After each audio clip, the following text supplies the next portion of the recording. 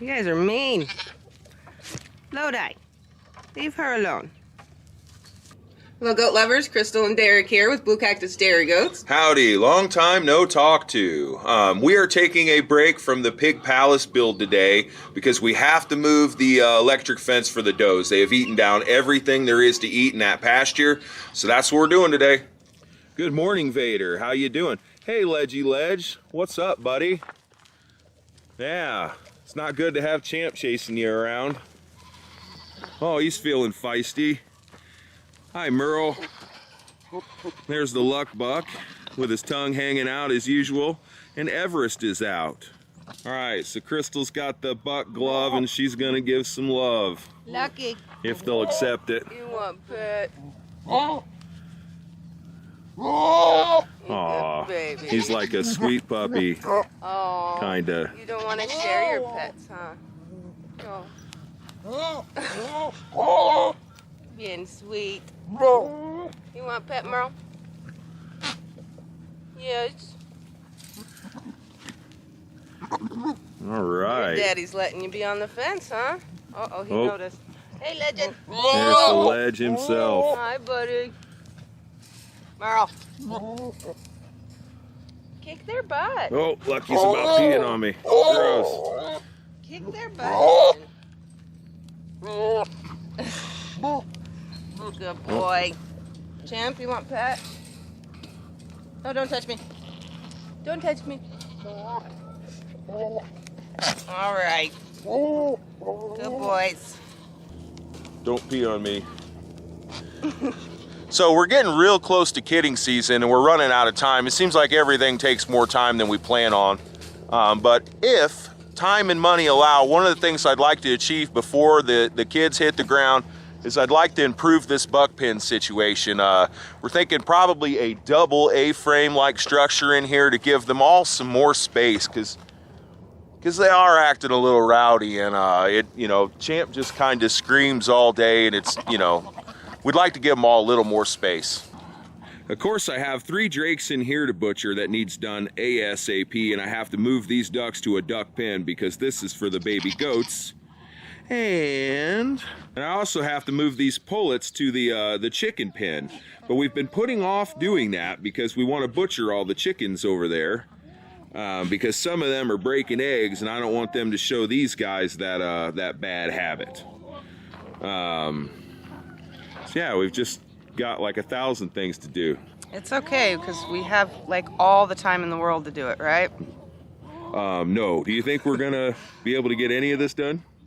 I think we'll do our best. Yeah. Good morning, made it. Hi, Vogue. Oh, Elsa. I was gonna say hi to you too. Jeez. And there we have Lacey, our first retired doe. And that's Abilene. There is Lily, daughter to Lacey, mother to Lodi. And that is Mayo. Good morning, Shilly. And there is Lodi herself. There is Big Montana. Down here in Arizona for the winter, there is Dawn and Little Bit, another Lacey kid. And there is the grand champ herself, May. She is daring the world to host a show this year so she can dominate it like normal. And here we have Cassie, the smartest goat in the world, Cammie, her mother, who's very nice, and that is Maddie, daughter to May. And you are Maybelline. That's right. And there we have Val, one of the least crazy does that we bought from that 7 misfit dwarfs back in February. And there we have the rest of the skittish squad. Hi, Dreamer. Yeah. All right, I'm gonna hurry, okay? Yeah?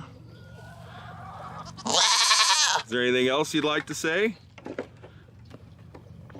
You'd like her to get away from you, yeah.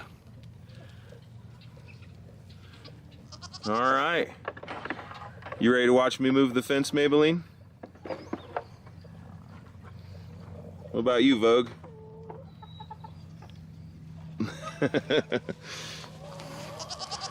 All right, so we went ahead and fed all the goats. Now they're happy. And we've gotten a lot done on the pig palace. We have walls up on the west and on the east end to help with shade and wind-driven rain and stuff. And we have our 3 shelters built in each stall. It's all real tough, 2x4 framed in. Here, Crystal's gonna show you how big it is in here. Look at all this room in here. 2 fat piggies or 1 sow and her babies will be nice and comfy in here. Heck yeah. Yeah. So I made a couple of design changes when it came time to put this together. I've never built a pig pen before, and we're in Arizona, so the sun is my biggest problem, the sun and the heat. So that's why we have the shade. It's just to replace the giant mesquite tree they've been living under all summer. We gotta have shade. The sun is our biggest problem. So there's one of these walls on the east and west end of the building, and that's to keep the sun in the morning and the evening. Plus that's primarily where our winds and storms come from. So originally I was gonna have these 2x4s kind of on their side and just running in there. But when I started thinking about the pigs rubbing on it, I was worried that they'd have too much give in them. So then I strung back the 2x4s and just framed it up like a wall, which makes it super strong. Now I didn't need to go 16 inches on center when building it, but I did, because my thought on that was the pigs are gonna rub on the 2x4 and not on the plywood. So by doing it this way, I think there's little chance that they push that plywood out. So with the giant shade providing protection from the sun, and the walls on the west and east end providing protection from some wind, they still need something to get into. It does get cool at night, and if it were wind-driven rain, it could get under there. So yeah, we've added these 3 shelters, 1 in each stall. On the inside of the shelters, I did do the 16 on center stuff again, so they cannot push on that plywood. And on top, I just went 2 feet on center because I really don't need, it just doesn't need it up there. They're not going to be rubbing on it. Another thing that I've bumped into building stuff, cheap and out of recycled materials, is things like that kids like to climb on and jump all over. Like these birthing stalls. As soon as we got done building these last year, and they're pretty good, but they're 2x3s and OSB that's been setting in the sun. But as soon as we built those, the kids just want to run and jump from one to another and stuff. So going forward, as long as money allows, we will continue building stuff that could survive a little better, and if kids ever climb on it, no one's going to get hurt, because that's kind of important too. Even the dogs like it. So we are going to end up staining all this stuff too in an effort to keep the pigs from eating the wood, because we don't want that, do we, Dixie Dog? So all that's really left to do is to stain all the wood, put the fencing up, gates, the pig ponds, and that's about it. So we're getting close. The good news is when it's done, it's done. I really want to keep going on it till it's done, so at least one thing in my yard is completed-ish. All right, now we're going to walk down and let out the wethers. Good morning, Booglets. How are you? Can I interest you in some tasty browse? Yes. We're ready to go out.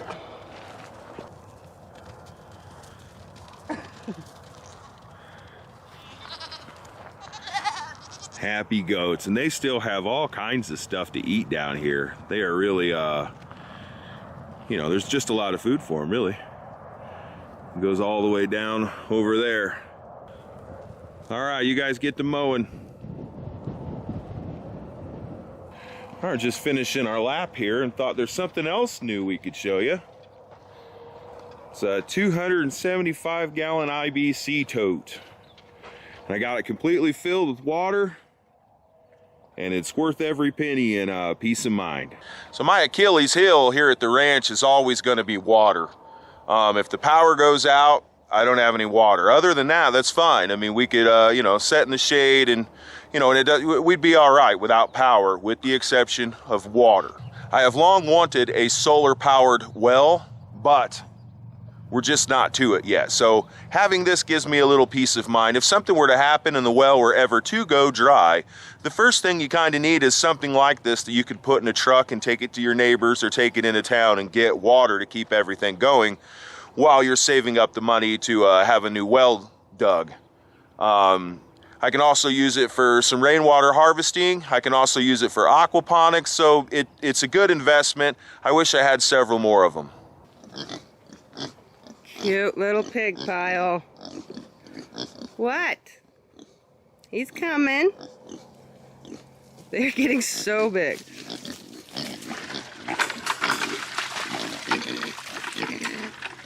Well, come on, Miss Peggy.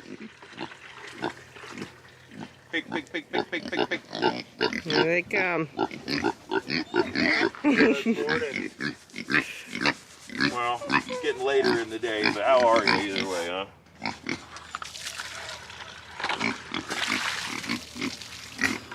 Are you coming out, Miss Piggy? Hey, Ted. Miss Piggy. How you doing? Our orange guy is Teddy. And there in the middle is Miss Peggy. And here is Dobby, Mr. Dob Dob. Oh. The cutest ugly thing you've ever seen right there. Yes. You guys are cute. Hi, Teddy.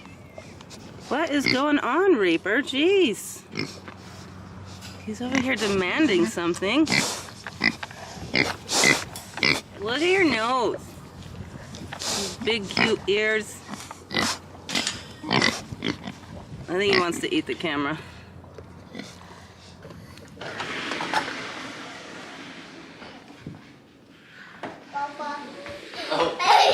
Hi. Hi. Oh, fist bump. Boom, yep. What are you doing? Can you say hi?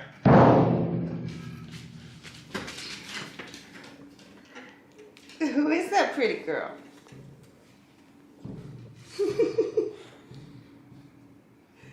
You goofy.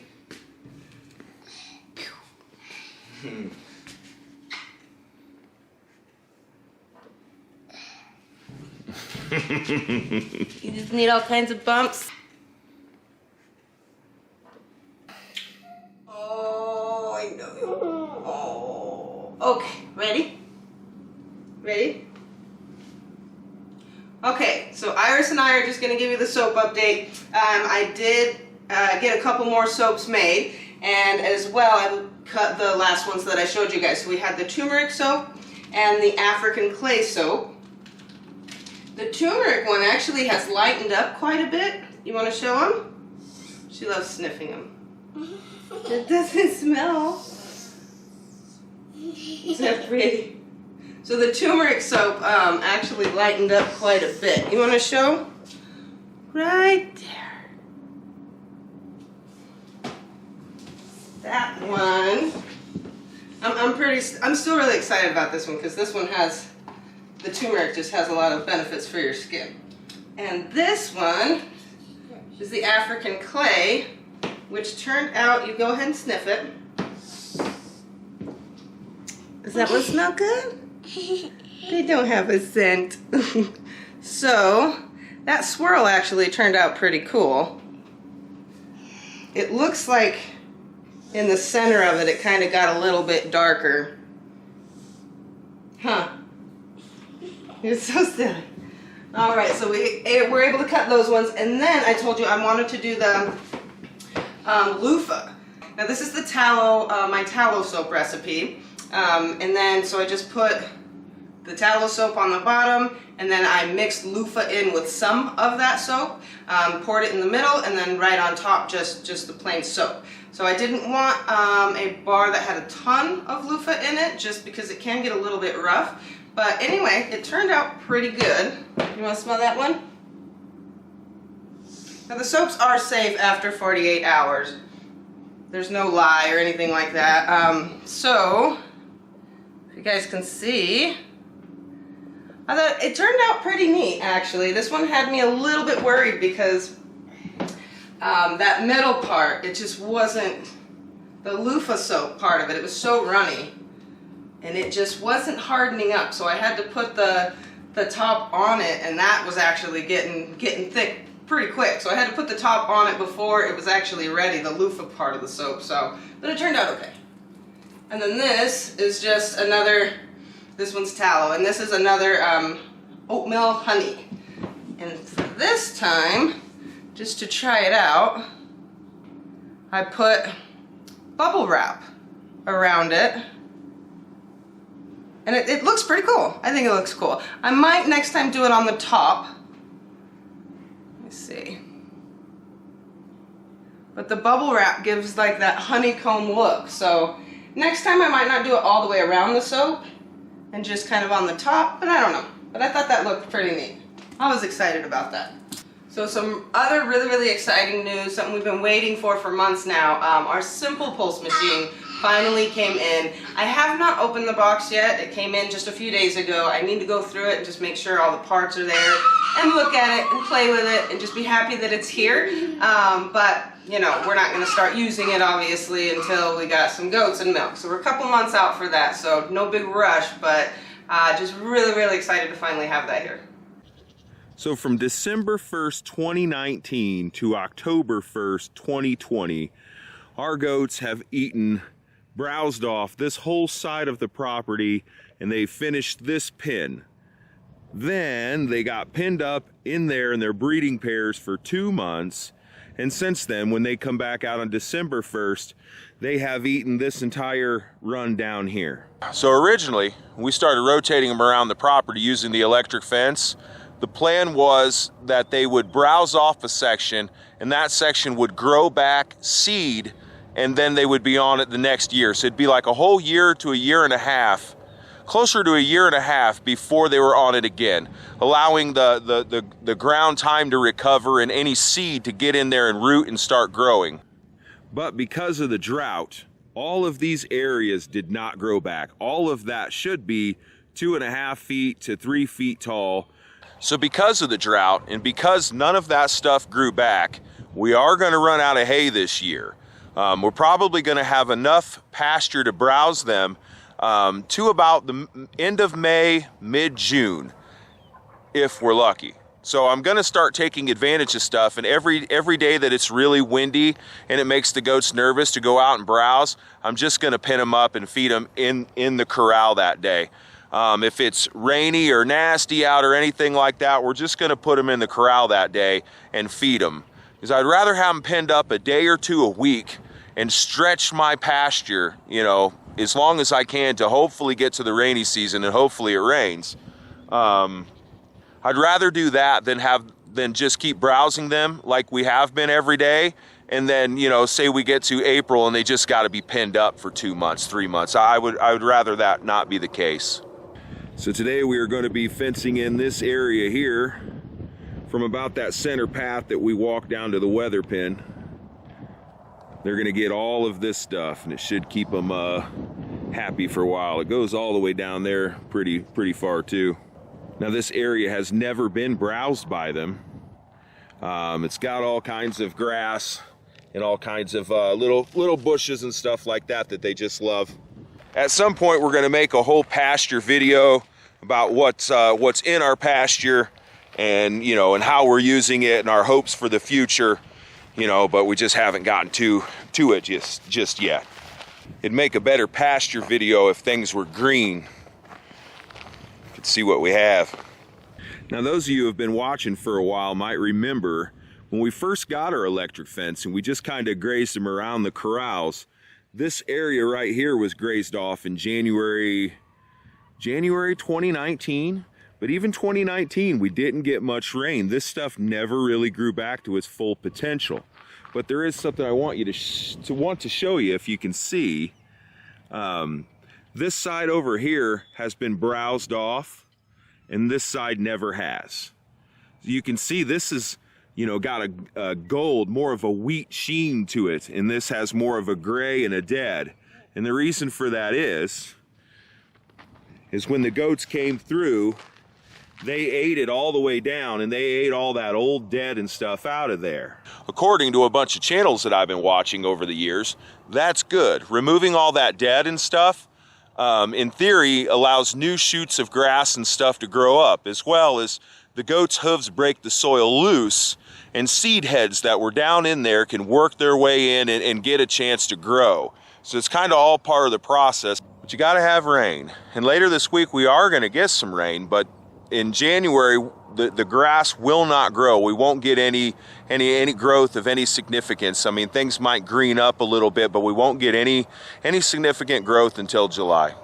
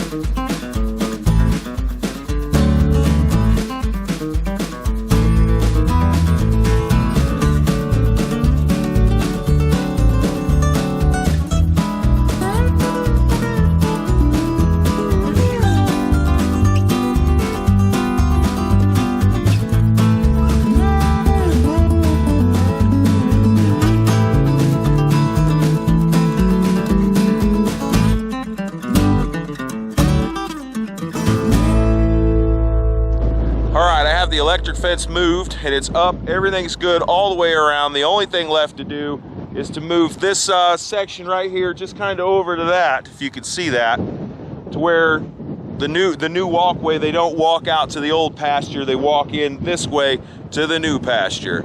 But that's gonna have to wait until tomorrow because our oldest daughter is here to pick up our granddaughter, and we're gonna go spend some time and say goodbye to them. So thanks for watching, and we'll see you again tomorrow. Bye guys. Bye.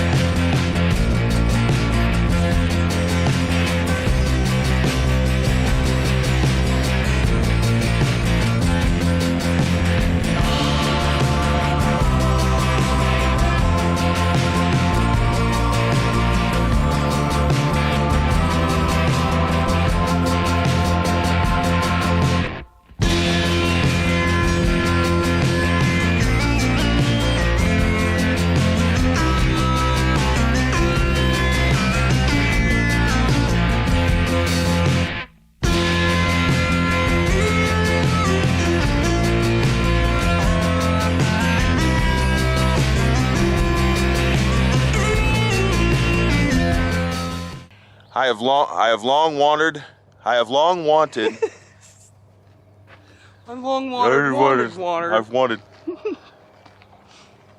Is he gonna be in or out? I don't know.